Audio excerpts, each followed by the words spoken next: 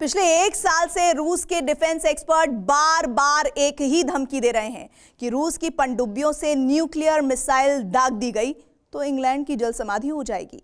चीन की पनडुब्बी की गश्त से अमेरिका पस्त है क्योंकि चीन की परमाणु पनडुब्बियों की रेंज न्यूयॉर्क तक है। पूरी दुनिया में जल प्रलय के लिए अमेरिका की अपनी पनडुब्बियां ही काफी हैं। इन तीनों देशों की नेवी का इशारा क्या है?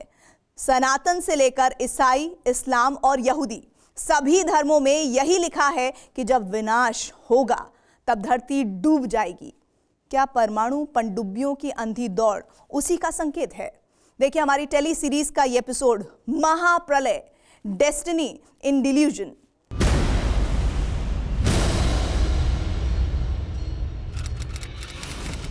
लगभग 7100 वर्ष पूर्व त्रेता युग का अंत, लगभग 5100 वर्ष पूर्व द्वापर युग का अंत। त्रेता युग और द्वापर दोनों युगों का अंत जल समाधि से जुड़ा है। ऐसी मान्यता है, तो क्या कलयुग का अंत भी जल समाधि से ही होगा?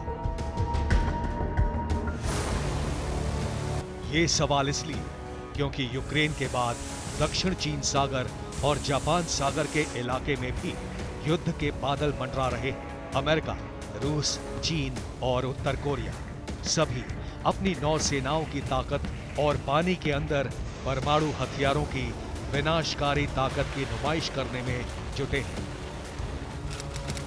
8 अप्रैल 2023 उत्तर कोरिया की समुद्री सीमा।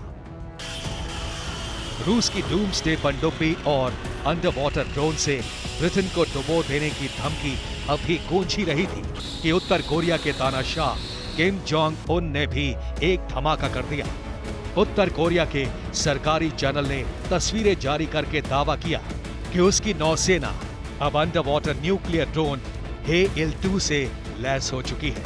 2 हफ्ते पहले ही उत्तर कोरिया ने ऐसे ही एक और परमाणु हथियार का परीक्षण किया था, जिसे नाम दिया गया हेइल-1। कोरियाई भाषा में हेइल का मतलब होता है सुनामी, और किम जोंग उन की धमकी है कि उत्तर कोरिया अपने इस हथियार से जापान को डुबा देगा।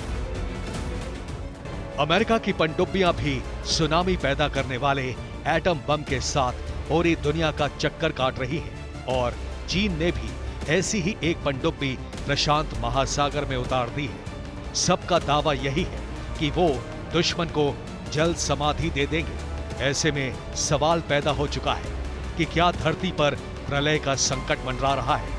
सनातन धर्म में जिसे प्रलय कहा गया है, उसे ही इस्लाम में कयामत, और ईसाई और यहूदी धर्म में इसे डूम्सडे नाम दिया गया है।